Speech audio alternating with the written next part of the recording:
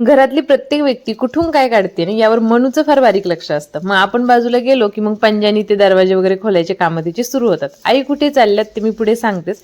त्या अगोदर ना आता गाथाचं रुटीन चेंज होत चाललंय. ती सकाळी 6 वाजताच उठते आणि परत 8 वाजता झोपून घेते.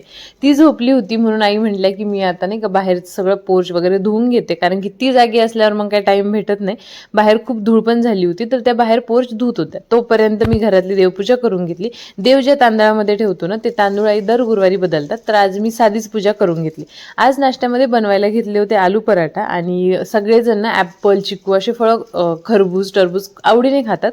पण द्राक्ष खायचं म्हटलं ना थोडंसं त्यांना असं वाटतं की खूप टाईम लागतोय, फार एक एक खावा लागतंय. मग त्यापेक्षा काय करते, मग मी धुवून डायनिंग टेबलवर ठेवून देते. जाता येता ते खाऊन संपून जातात.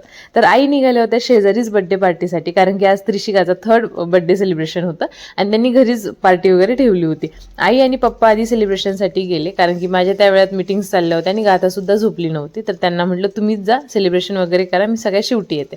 मी गेले तोपर्यंत बड्डे गर्लचं सगळं सेलिब्रेशन झालं होतं. सगळे गिफ्ट्स पण खोलून झाले होते. कोणी काय दिले बघत होती, मस्त एन्जॉय केलं होतं आणि खूप क्यूट दिसत होती. मग मी फक्त गेले आणि तिला बड्डे विश वगैरे केलं आणि जेवायला बसलो. आज जेवणामध्ये त्यांनी ना लापशी, सांबर आणि भात ठेवला होता, काहीतरी वेगळा मेन्यू म्हणून. खूप दिवसानंतर लापशी, सांबर, भात एन्जॉय केला. असा होता माझा आजचा दिवस. Thanks for watching. Shri Swami Samarth.